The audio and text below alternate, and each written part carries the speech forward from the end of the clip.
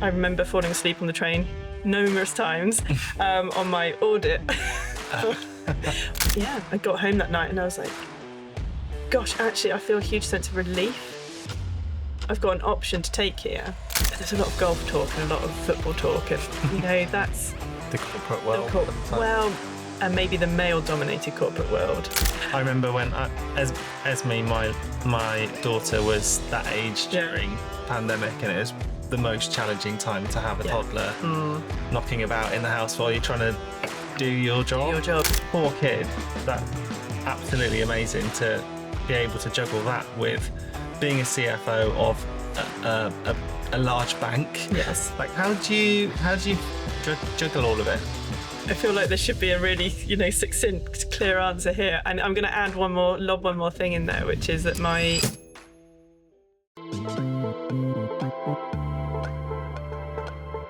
So welcome to season 2 of the Conscious Finance podcast. I'm delighted to be joined today by Sarah Morse, who is CFO of Triodos Bank in the UK.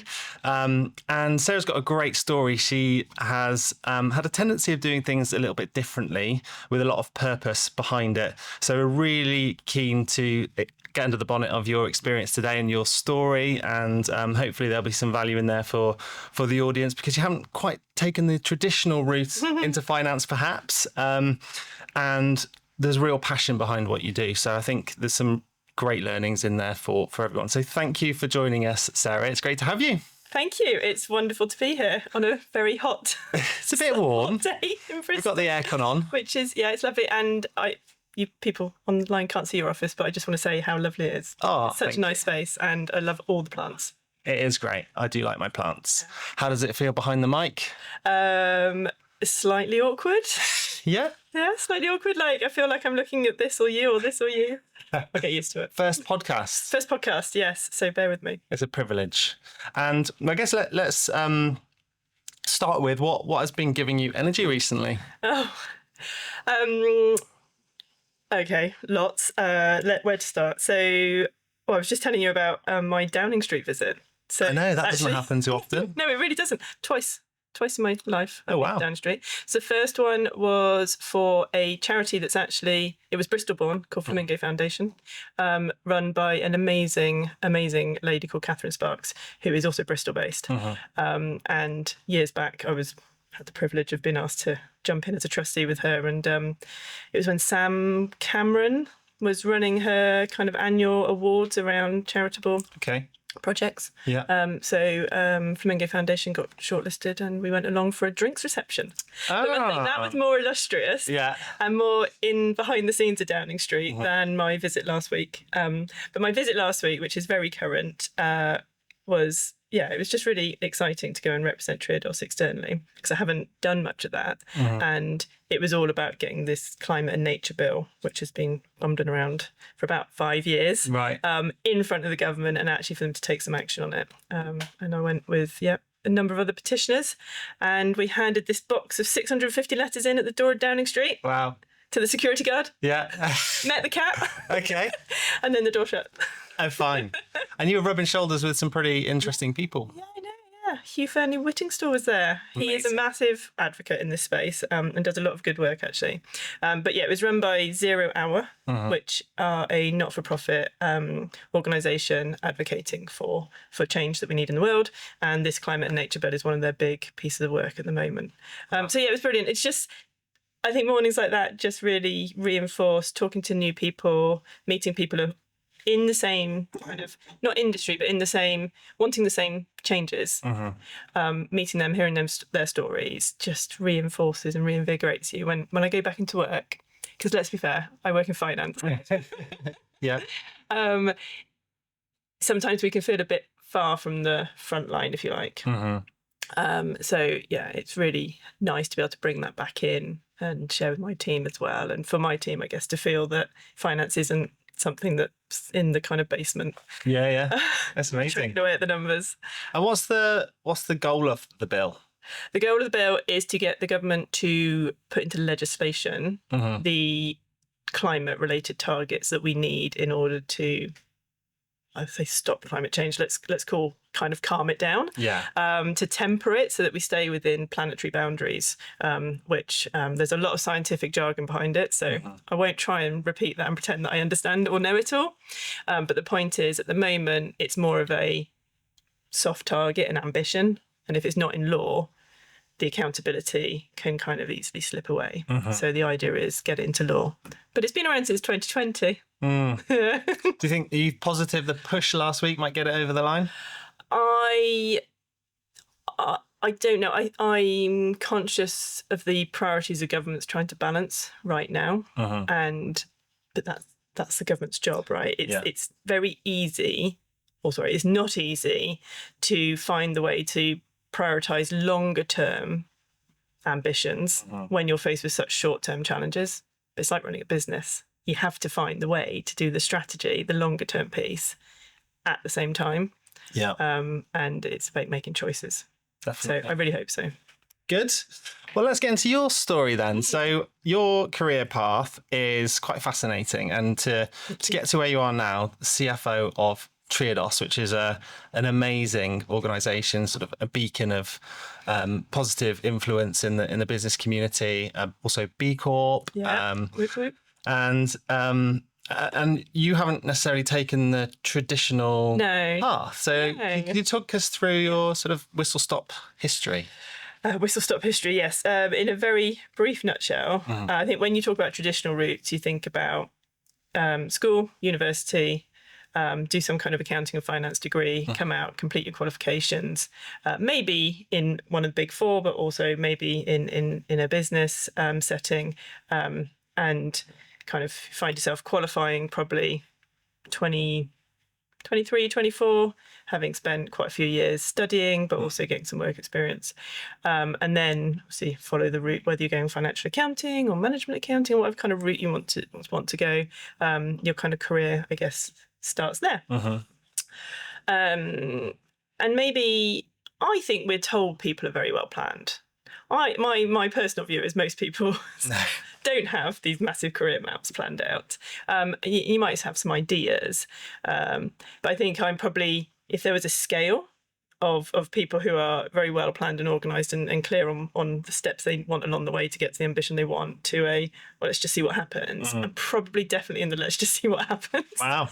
But I'm quite clear, weirdly, about where I want to get to. So I've always had the ambition to be at CFO level, not because of the CFO kind of, I don't know, because it's the top per se, but because I prefer being in a role where the boundaries are pretty much the edge of the company, and where it's about what can we do together, how can we move this company forward, what are we here to provide, whether it's to customers or wider stakeholders.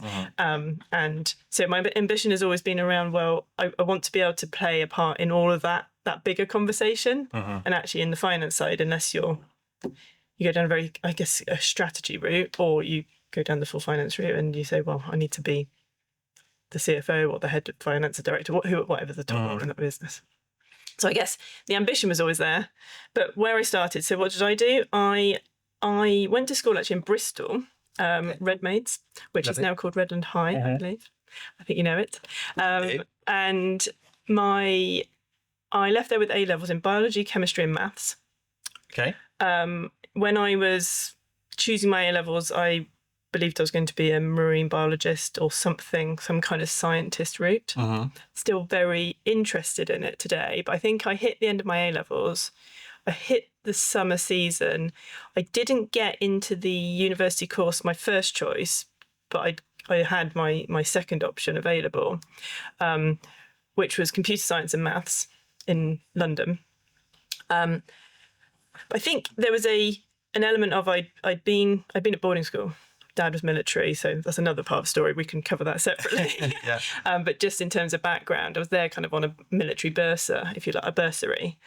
And I came out at the end of those A levels into summer holidays. I hadn't lived at home for 7 years. Wow. And so I've been there on holidays, clearly. But suddenly I was like, oh, gosh, do you know what? I'd actually, and my parents had stopped moving around. So I'd formed some friendship groups, which I hadn't been able to do when they were moving quite so readily. Hence why I'd gone to boarding school. And yeah, I just felt like I didn't want to then commit to another 3 years of going somewhere else. I just actually needed a bit of stay. Of course, I was 17, so my parents were like, it'd all been planned, and then it kind of started unraveling. So I came down one morning to a newspaper cutting my dad left out with 3 jobs circled. He said, "If you're staying, get a job." Okay. So I phoned up one AAT trainee, a local accountancy firm in Chippenham called Monaghan's. Went for the interview, got the job, and that's where it all started. So then I joined them, trained. I actually then had to go into an AAT route before I could do ACCA. Okay, because you didn't go down the university. Because I didn't have a degree. So yeah, got my AAT qualification there for a couple of years. It was great. It was obviously very kind of a training-based contract. The pay was horrific. And I say that genuinely, it was great, the support, but the pay was very low for what you were doing. I think I realised in the second year when I was asked to mentor somebody who had joined to start their trainee programme, they had a university degree in geography. Right. They were paid more than double what I was paid, and I was asked to mentor them. Wow. So at that point, I kind of went, whoa, yeah, this isn't quite right. I then moved to London and got a job in an investment bank at 5 times the pay. Nice. Yes. It was nice until I was working in an investment bank. And at this point, you'd finished your AAT? So I'd done my AAT, I'd been there for 2 years. Yeah. So I've got my AAT qualification. Right, okay. Then I went to, was moving to London, so I needed to find a job in London. Found a job at this investment bank. It wasn't with any training contract. It was very much an assistant accountant, like payroll, accounts payable job. Got you. So I joined there. I was there for just under 4 years, and I basically got them to commit to paying for my study materials. Right. But no courses. Oh, wow. And they're expensive. Yeah, and they're expensive. Yeah. So yeah, exactly. So they did the cheap bit, study materials plus exam fees. Yeah. Everything else was then self-study. And self-funded. Well, there was nothing to fund. I guess. Because I didn't do any courses. Oh, right. So I self-studied. Oh, wow. For 2.5 years. Okay. And whilst doing a full-time. Whilst doing a full-time job. Yeah. And passed my ACCA when I was 20, just turning 23. 22, 23, yeah, I can't remember exactly. I remember I was a bit annoyed because I was like only a few months off being the youngest, in the cohort of the youngest people to qualify, because I hadn't done the university route, obviously. So anyway, so that, I did that. I remember falling asleep on the train numerous times on my audit. Audit and legal, they were the books that had just killed me. I had an hour commute in and out of London for the first year, and yeah, I spent a lot of time sleeping on people's shoulders. So if any of you are watching, I'm really sorry. I can't imagine those modules are particularly gripping. No, they weren't. No. And when you're doing a lot of study, so I was doing 4 exams a time, just because I wanted to get through them quickly. Yeah. So that was how I then qualified. So I then reached all first-time passes as well? First-time passes, yeah. I scraped audit. Yeah, okay. I think it was like a 52% or something, and there's a 50% pass. Pass is a pass. Pass is a pass, yep. So, yeah, did that, and then, of course, I needed to wait a little bit because I didn't have quite enough experience for my study, like the logbook. So it was probably another year afterwards before I could then have enough in my logbook. Then I had my full qualification. I was working, say, for this investment bank, which culturally was really not me. It was an amazing eye-opener to a world that I don't want to be in, and probably then set me on a path to finding different types of work and thinking about why, or what the purpose of some companies. So I think by that point, I'd started to form a view there's certain places I wouldn't work. My next job, so I was 4 years at the investment bank. So then I moved on, when I was 23, 24, and I moved to a company called Travel2, which was based in North London, what's the name of it? North of Holloway. I'm going to forget it now. But it was this wonderful old 70s building, archway. Sorry. I forget the name of archway. Sat on an archway on a hill looking out over London. So 7th story of this building was amazing in the morning. Sunrises were beautiful. But it was like stepping back about 20 years. They were still smoking in the office when I arrived. Wow. And this was 2004. Crikey. Yeah. So that was it was been a family-run business for about 25 years, had just been bought out by an American company and was therefore going through quite a period of transition. They had no management accounting. It was all just accounts payable, accounts receivable, produce some annual reports, etc., annual accounts. I came in as a management accountant to try and bring that in, and in the space of 2 years, I went from running a team of or setting up this management accounts team of 3 to running the department of 30.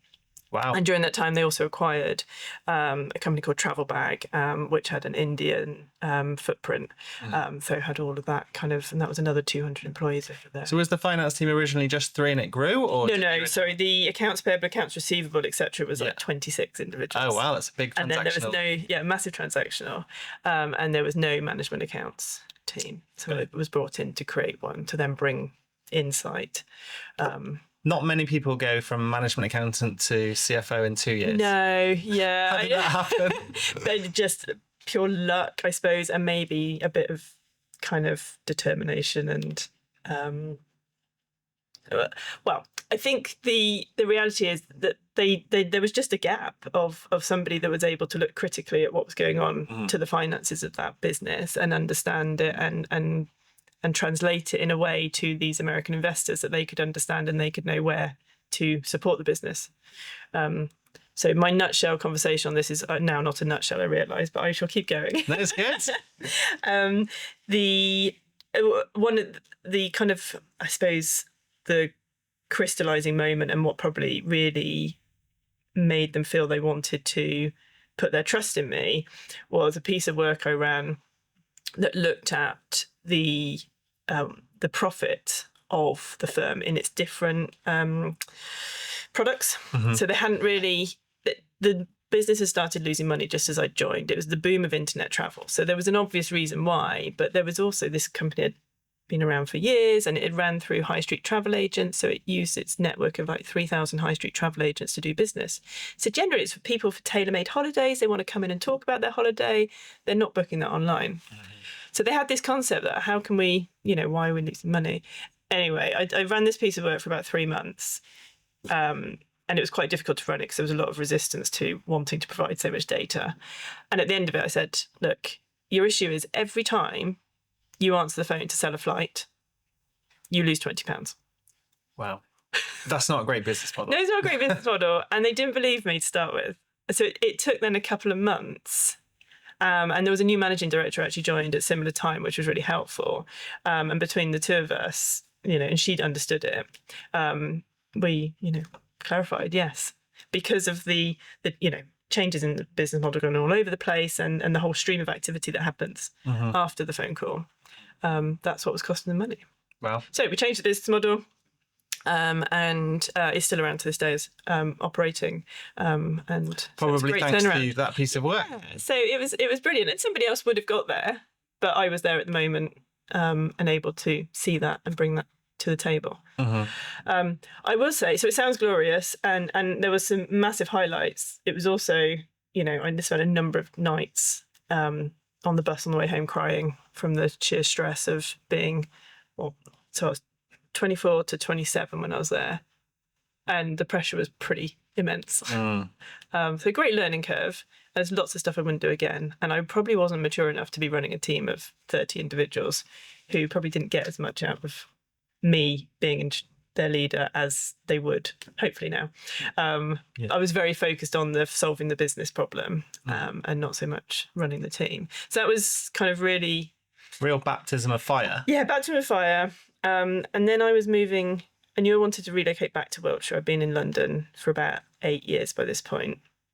And so Nationwide had always been a well-respected employer in the area, and I had a number of friends and colleagues who'd had roles there. I was interested in banking, but it was more because it became as like the local employer of of choice, really. And so I'd applied to Nationwide and got this role. And I got this role as their financial planning and analysis manager. So from CFO to FP&A manager? because the travel business, I suppose, was such Very different. a different business. It was a £200 million turnover business, so it wasn't small, but you compare that to Nationwide and you're going into a completely different kind of scale. But that's quite an interesting move in itself, in that a lot of people get obsessed by job title, and sometimes ego can get in the way. And when it comes to mapping career, although perhaps you say you didn't plan it or think about it, you seem to have this really good instincts one way or the other, in terms of like understanding the different paths you can take, and how to build up that sort of complementary skill set that a CFO needs. And what do you think it is that gives you that instinct? I'm not sure I'd recognise the instincts there. I think I don't. Well, would I? I like doing those things. So I have done them. So commercial stuff is where you gravitate. Commercial stuff is where I gravitate and get my energy. And so you say I've built up this kind of cross rapport. Financial accounting, interestingly, I've never done a strong stint in. Yeah. But you started in practice. In practice, yeah. So I did a lot of farmers' accounts. Yeah. Yeah. Okay. Yeah. Not quite the same as production of corporate set of statutory reports, but I can absolutely buy into the technicalities of it, but I haven't actually ever. None of my roles have been securely within financial accounting, financial reporting. So I have more gone with my gravitated towards instinctively the things I enjoy doing, because I do think if you enjoy doing something, you're probably going to excel in it more than, that's natural, right? Definitely. Well, when you're more passionate about anything, you just put more energy. You put more energy and effort into it. But I am an advocate. I don't always think the things you enjoy are the things that you're good at. So sometimes it is necessary to recognise those differences. So I know I am strong on the compliance, regulation, interpretation of rules side of things. And so, when I need to lean into it, I can. But it just doesn't give me quite so much joy. Yeah, fair enough. Okay, so then you climbed up the ranks in Nationwide. Yeah, and then Nationwide, so I arrived... It's quite a corporate world compared to... and that's, I would say, where there was some real imposter syndrome started to build. Because it's very corporate. There's... I'll give a little story about so when joining Nationwide itself was quite a feat, because I'd done the interview and I'd had a really good interview and they gave me some great feedback, and they said the thing is you don't have a degree, right? And it's our policy that you should have a degree. But they still interviewed you. They still interviewed me. Whether it's one of those that had slipped through the net and they hadn't really kind of clocked up, not entirely sure. But what they decided, the route through this, was to get me to sit some psychometric tests, so that I could prove that my aptitude was the same level as a university student's aptitude. Wow. Yep. I still joined them. Yeah. So, what does that say? So I did them. I completely aced them. Nice. Which made me feel super, super chuffed. And it was quite a funny phone call, when they phone up and share the results and they say, so I think we'll be quite happy to offer you a position. Great. Too right, you should. So that was my first, I guess, introduction to there are some biases that exist in the world. And whereas I hadn't really experienced that up till that point. Yeah. Probably because of the type of place I'd worked. Even the investment bank was an UK arm of an American investment bank. So it was more American in its approach. I just hadn't experienced it. So Nationwide is corporate.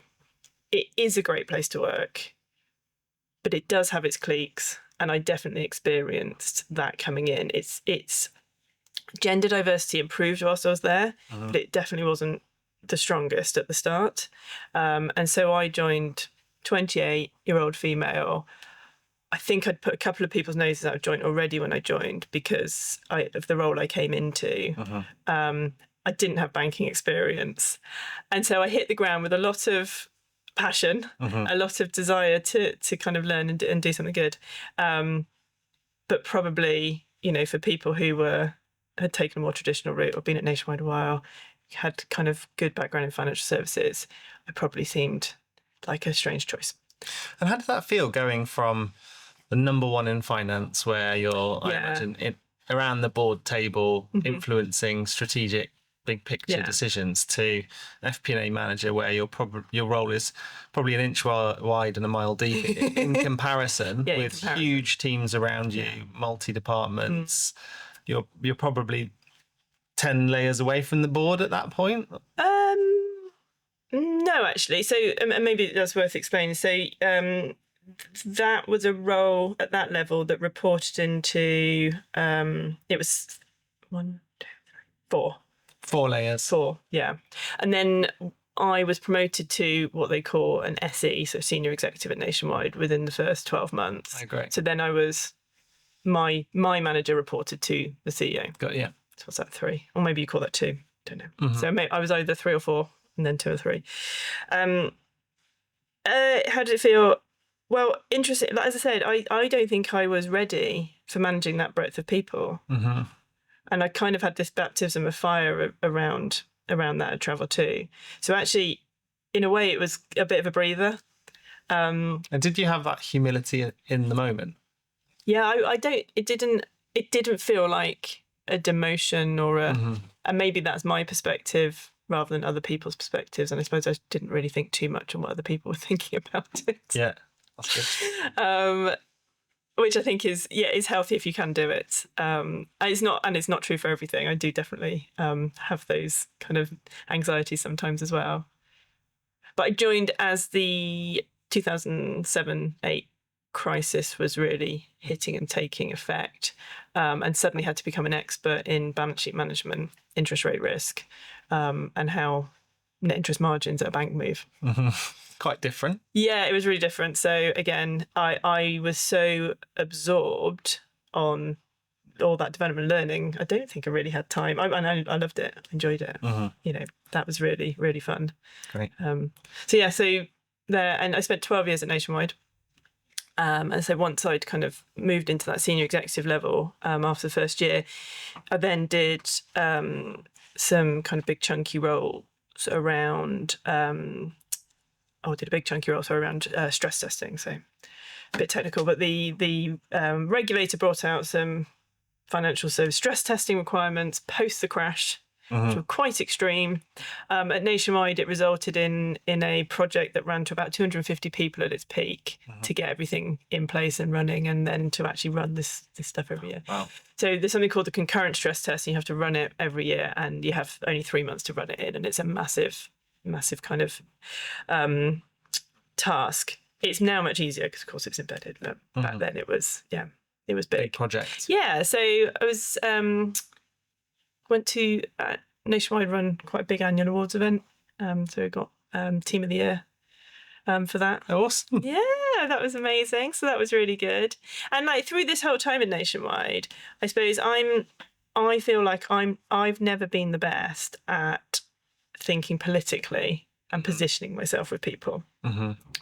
And in part, I know, and still now, it's not a strong point. And I kind of go between this. It really rubs up badly against my values of kind of honesty and fairness and transparency, right? So which is why I don't do it. But then it doesn't really help me with smoothness of career and opportunities, I think. So at Nationwide, I felt that there was a lot where you definitely excelled if you were in the right cliques and the right groups, and you were seen as but there's a lot of golf talk and a lot of football talk, and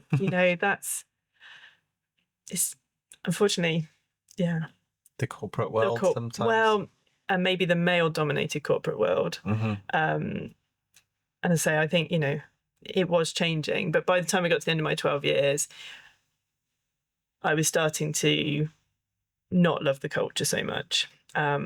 And I took the decision that there was a number of different redundancy programs they were running.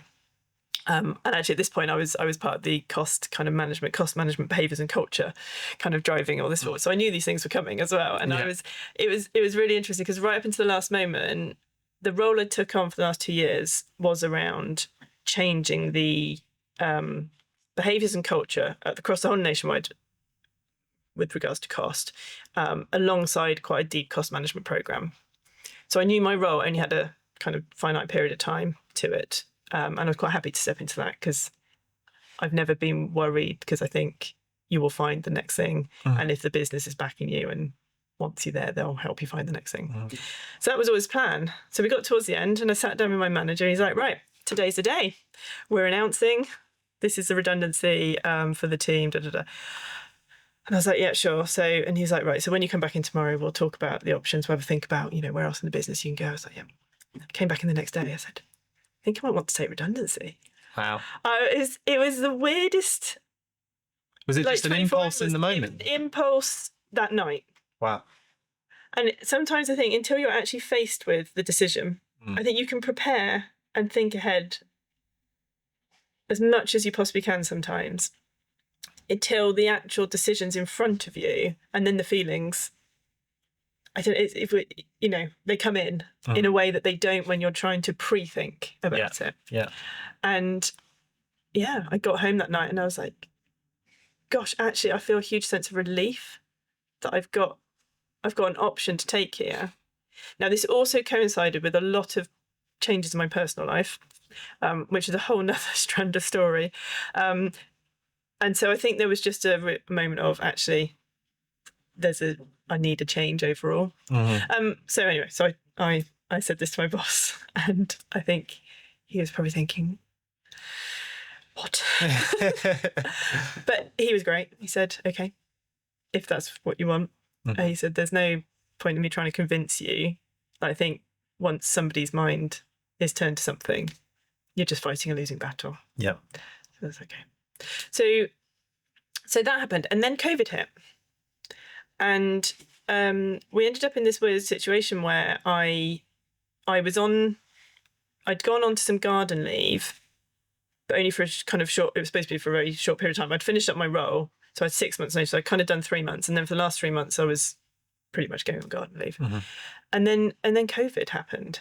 And Nationwide made this announcement, which was, fantastic for the business to do, really supportive to everybody, to say, we're not going to make anyone redundant. Wow. Yeah, we will commit to no one losing their jobs this year. Amazing. Because it was the start of COVID and there was a lot of nervousness about people being... So my garden leave got extended. I got put into a programme of... They had a number of people in this situation. They were going to kind of just parachute people into areas of the business that needed support. But I was at home with 4 kids who were all being homeschooled. Gosh, that must have been hard. Quickly became, apparent that, parachuting me into places was not probably that helpful. No. So then I had this really kind of amazing year, which I think I do talk about, but I'm really conscious that people's experiences of COVID are quite varied, and there were some really challenging and horrible times for people. My situation, as I ended up at home for a year on garden leave, and I was so grateful to Nationwide that I was able to then support my kids and my family kind of through that. So I have a blended family. So I have 2 children. My husband has 2 children, and we've been together for about 7 years.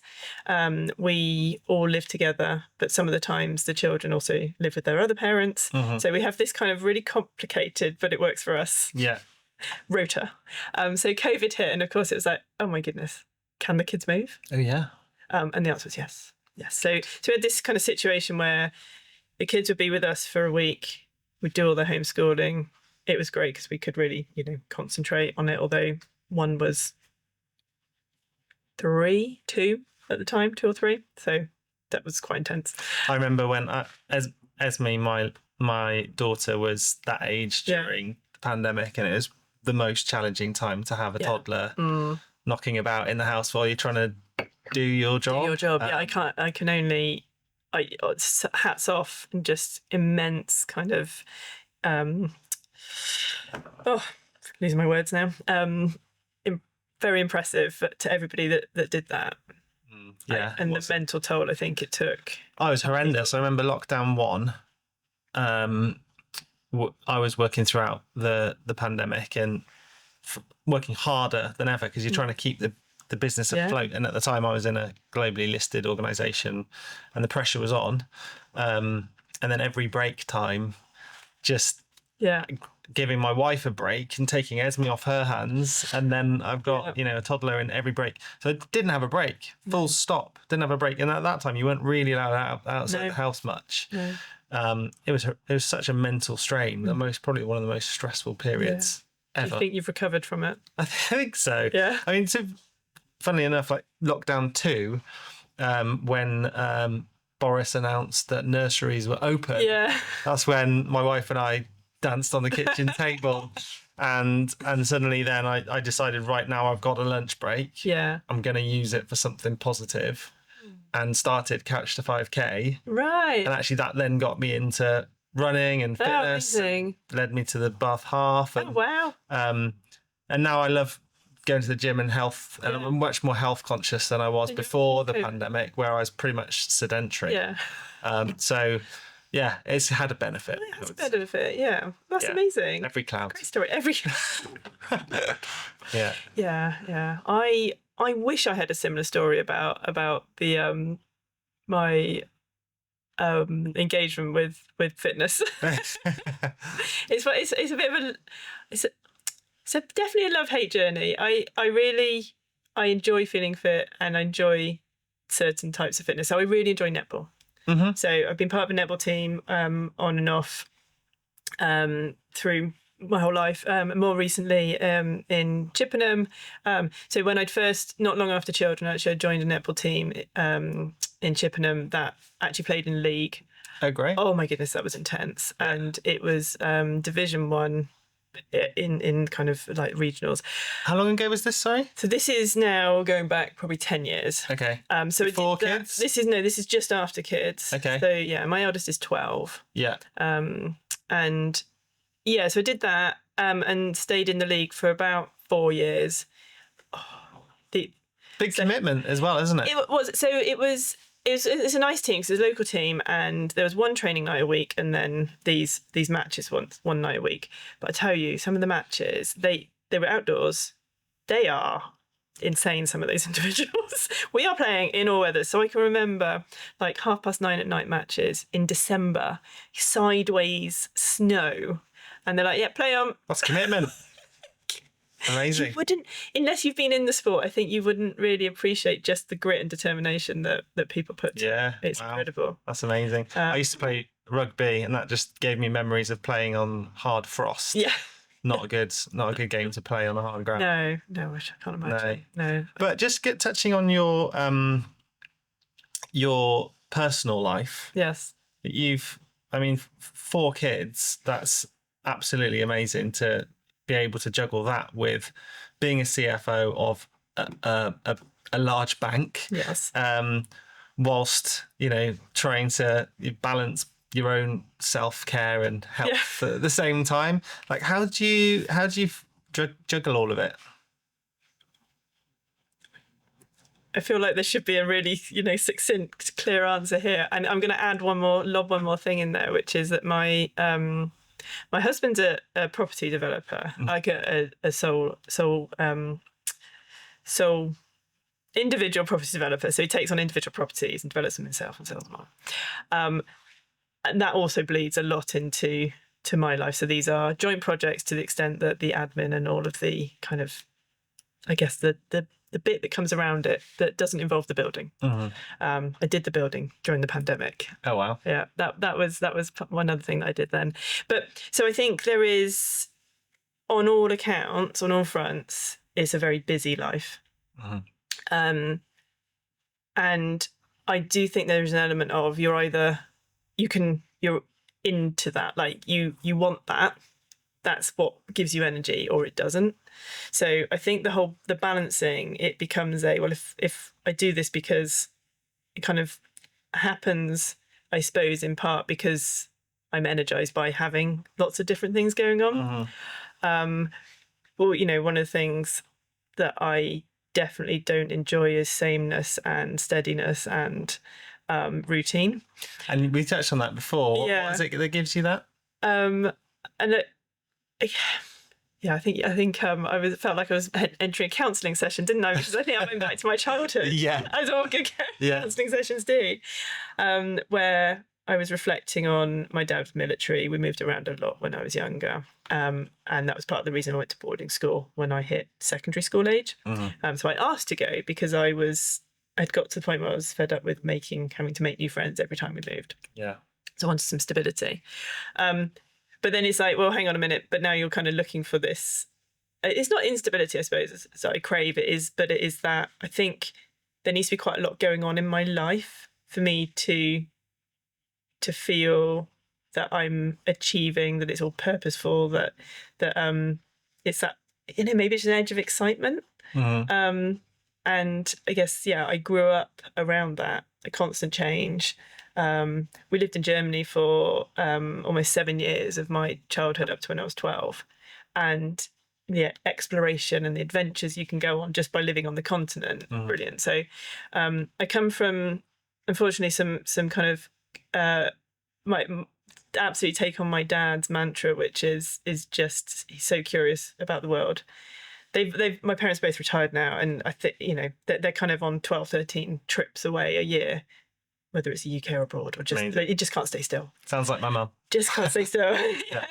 So and I think I don't know about you, but that's definitely made an impression on me, and maybe it's that not really. I think for me, I mean, I'm similar. Like I have always been the type of person that needs to be busy, and even like up until recently, really, just if my wife's away and I'm home alone, I'd be calling a mate saying, "Do you want to go and do something?" I wasn't necessarily comfortable in my own company, but recently got into more sort of mindfulness and breath work and things like that, and just finding a bit of time for myself, and just that ability to look internally. And I find that's been quite a big benefit to slow down my 110 mile an hour brain. See, that's fascinating. So I've got two reactions going on now. One is, my first thought was, so when you put the phone down to call in your mate, you go, oh, why did I do that? Yeah. I could probably just have enjoyed having some time by myself. Yeah. So I tend to have that, like, my instant reaction is to fill the space. And then I'm like, oh, actually, yeah. I've got lovely friends. It's not that I don't want to see them. It's just, sometimes it's a rare window, isn't it? To have a bit of time. And when you talk about mindfulness and breath work, and my reaction is, I think I need to do it, but something just keeps stopping me from, investing in it. And I'm not sure what it is. So I'm going to keep reflecting on that. Well, I'll send you some videos. That'd be great. Yeah. And it's lovely to hear. It's really interesting. Let's say I have that same reaction of fill the space, but I find that habit stacking works really well. Have you read Atomic Habits? It's a great book. Yeah. It's about, if you've got a habit and part of your routine, whether it's your morning routine or whenever, you stack another habit onto an existing habit. So if you're brushing your teeth, after you brush your teeth, you do this. Right.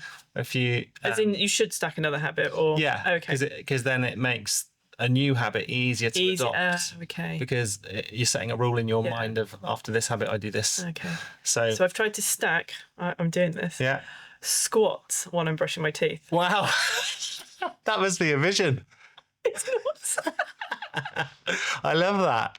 That's a great example of habit stacking. This is how busy I've made my life. I don't have enough time to fit in. It's someone who is way too busy. Yeah. I think that's probably a good reflection for me to think. But there must be some real mental resilience and grit there for you to just power through, juggle everything, manage that CFO job. Yeah, yes. And again, I feel like an answer, I suppose, to it would be what's the answer? I think it's hard. Like, I don't feel like I get everything right. I think I'm constantly in my head making prioritization calls, which means there's a lot of stuff I'd like to get to and I just never get to. But I've pushed it down because it's not as important as the other things. So I've recently made quite a big change to I say big.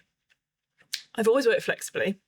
I've always been lucky enough to work for employers that are very open to that, and even Nationwide before I had children. So years ago, I was kind of in and out of the office, and I actually worked from Germany for a year with Nationwide, and they allowed me to do a week in Germany and a week in the UK. Oh, great! So so recently what I've done. Because I think I got to a point towards the end of last year, I was like, okay, I think my balance is going a bit off. My children are 12, 10 and 7. So, they're only going to be at home needing me around for, well, certainly the older two, probably another push 5 years. I think I'm probably being optimistic. And I just don't want to get 10 years down the road, look back and go, oh, I prioritised my career too much. So I had that kind of going on towards the end of last year. So I've formally put in place some flexible hours. And the reason I did it formally rather than informally is so that my EA can actually say to people, no, Sarah doesn't work these hours. Now, obviously, I'm a CFO, like say for a bank. I'm going to need to be flexible, and sometimes I have to accommodate those meetings in those outside of those hours. But for the most, I'm now, like, for example, every other Monday I finish at 4. Every Tuesday I finish at 4. Every Wednesday I finish at 4. Oh, that's amazing. And then, but I do longer days. I do some very early starts. I do a longer day every Thursday. And then every other Friday, I've got the afternoon off. So it's still full-time hours. And it's not, so I guess you could say it's a 9.5 day fortnight, but it's a bit more complicated than that because I've tried to make it so that on the days that the kids are with us, that I know want to be about, and it's not to do anything particularly, I guess, substantive, but they all walk in the door at 3:30 from school. So if I know I can get off the phone at 4, then I can hear about their day at school. I can cook some tea while they're talking about it. Or reality, they go and jump on the trampoline and I stand in the kitchen cooking tea by myself. Yeah. But then I know I can pop in and out to see them. Or, if they want me, they can run in and out. And it's made me feel like I've done something for them, even if they don't see it or appreciate it every single day. I feel confident when I look back, I'm going to think, do you know what? I got a good balance because I don't want to put my career down. Yeah, and I think, that's a great story for those out there that are, wondering, could I ever reach CFO as a parent? And often people put their career on hold because of parenthood. But if you can find an employer that allows you to set those clear boundaries where you can really draw a line between work and home and being there for your family, I think that's amazing. And also having the discipline to do it. There's not many CFOs out there that do that and are there that much with their kids. So I'm sure you will look back and be grateful of setting those boundaries in place. Yeah, I hope so. Like you say, it's not, even once you've done it, I don't think it doesn't make it easy every day to kind of stick to it though. It's the drift is definitely one to watch out for. Yeah, definitely. Something I'm quite conscious of myself as well with Esme as I'm juggling being a founder. But like you say, that they're never going to be, you're never going to get that time back. So no, you really aren't. Got to force yourself sometimes. And it's hard, isn't it? Because in a way you're like, well, you're not going to get that time back, but you don't get this time back for your career. So I see people, whether it's women or men, taking time out for family commitments. So whether it's children or caring responsibilities, it definitely has an impact. And I think any view which suggests you can take kind of 2 or 3 years out of the workplace, or even take a year out entirely and then step back part-time for a few years, and it doesn't have an effect. It definitely does. And there's a reality of you've spent less time in the office or in doing the work, so you then do have less experience. But I think there is something around being really clear on what's really important. So also say what I've missed 3 years of probably 80% of the time stuff that anybody else could have done. What's the 20% that I bring that's really great, right? Now show that to your employer. Show why it's really great that you're back or that you should be given the opportunity. I use so what a lot at work, and the point is, okay, you've just given me a 10-minute download, but so what? What's actually going to change, and why is it worth making the change? I think we can convince ourselves that a lot of things are a good idea, but not that many of those things are the real ones that are going to make a difference. And I think I urge people, especially if you're in that situation where you're trying to come back into the workplace, or you're fighting for a promotion against people maybe that have got longer tenure than you. Well, focus not on that time and the experience, but on so what's going to make a difference. Is that Pareto's law? Oh, is it? So, who knows? Okay. I think that's the concept of where that 20% of effort has 80% of your results. Yes. So, well, yes, the 80-20 rule. Yeah. Is that the same thing? That's the same thing. That's the same thing. Yeah. Yes. No, that's great advice, because we all can be busy being busy, can't we? And it's just really thinking about where you have the most impact. We haven't really had time to sort of delve much into Triodos, but what an amazing organisation, and to get to CFO of that bank is no easy feat. But what I'd be really keen to understand, just for the audience, is you're in a role which has such impact, not just from a leadership standpoint and a strategy standpoint, but also from a social environmental good. A lot of people in finance are really trying to carve out a path for more purpose, because typically, the finance department can be quite removed from not just strategy and the bigger picture stuff, but sometimes certainly the purpose side of things, because their function is to measure profit. So how would you advise other people in finance to find their why and have a little bit more impact? Yeah. So I think I'd probably start with, I would say this because I'm a CFO, finance is the key to everything in a business. So if you think you've not got the accountability or the responsibility or the ability to influence, then you're wrong, I think. Or I'm in the wrong job, maybe. Like you say, a core part of a finance team is to measure the money, but what you get access to in all that data is insight. So if you can start to make the connection between understanding how businesses that are pushing more on environmental, social, cultural factors, kind of make that connection to how actually that's going to be a positive for the business. It's going to bring in, whether it brings in income directly or indirectly through reputational impact, through kind of the broadening your engagement into certain sectors. It really does open the door to potential future income flow, I suppose. And the finance team should be well placed to see that and bring those ideas forward. You might not be in your job role. It might not be a requirement. Nobody could be even asking you, but there's nothing to stop you saying it or pushing it forward as an idea. The other side of finance, and this is very kind of true, I suppose, in a banking environment, but I think it does play across to a number of different industries, is there's a lot of risks coming around climate change. Our businesses are going to face challenges that we haven't thought of, so we haven't prepared for them.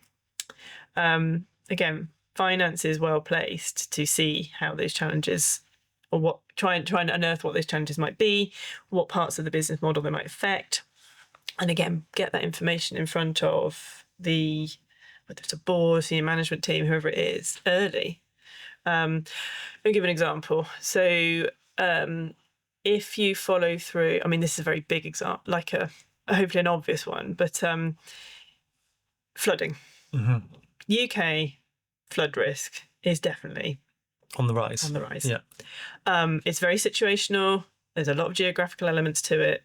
But overall, we're getting warmer and wetter as a country. That's what the kind of climate change trajectory is for the UK. So for a long time, I say for a long time, for probably the past decade, banks and the insurance markets have been required to start looking into this and to understand the effects that will have on their business models in the future.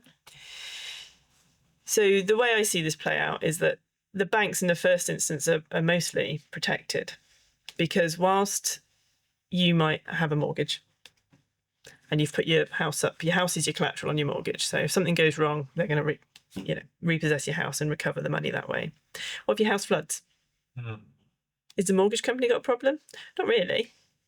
But your insurer does. Yeah. So the insurance market takes this huge upfront kind of hit.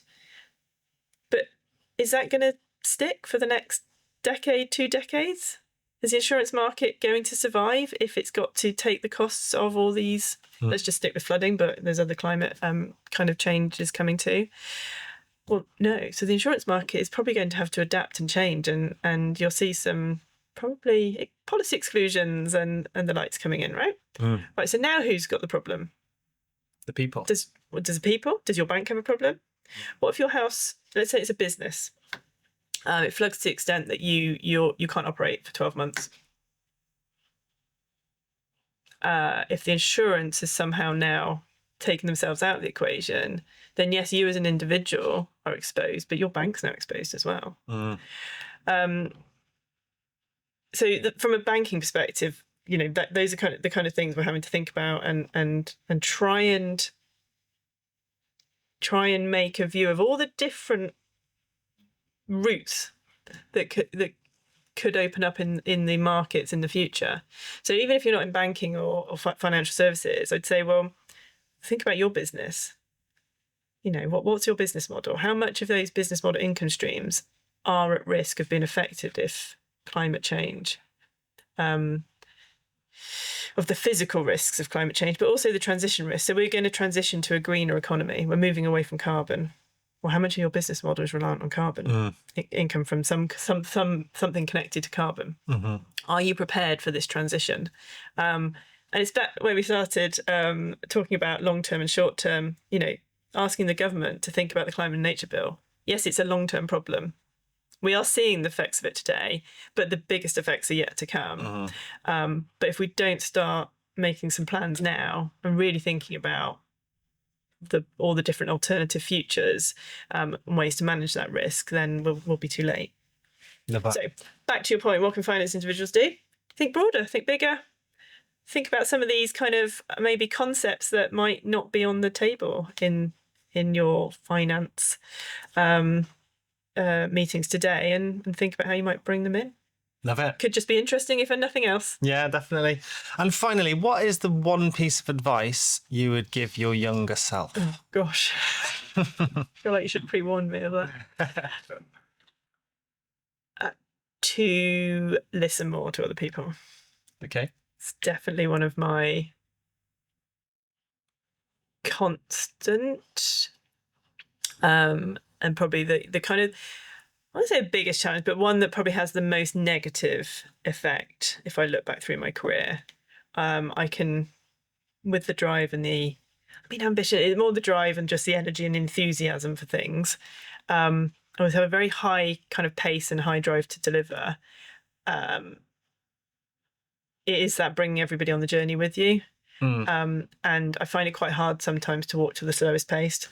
But so it's finding a way to kind of, okay, so if I can't walk at the slowest pace, what can I do to make those individuals feel more comfortable?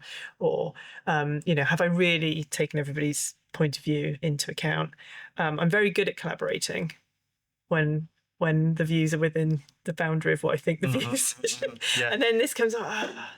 So I think I hope I've got a lot better at it as I've gone through my career, but I certainly think it would have been good to hear in my early days. Yeah, love that. Well, Sarah, that's been an amazing story. Thank you so much for joining us and being so honest. Loads of vulnerability in there, which I think will relate with a lot of people. So thank you for sharing your story and hopefully inspiring others. Thank you. Thanks for teasing it out, and hopefully I didn't say anything too much that I'll regret later. That is great. Thank you, Sarah. Thank you, Leo. So thanks for listening to the Conscious Finance podcast. It's really appreciated. And if you can help us increase our impact and inspire others, it would be much appreciated. All we ask is just subscribe to the podcast, give us a like or drop us a comment. It really does help get the word out there and expand our reach and hopefully inspire others to drive their impact further. Thank you.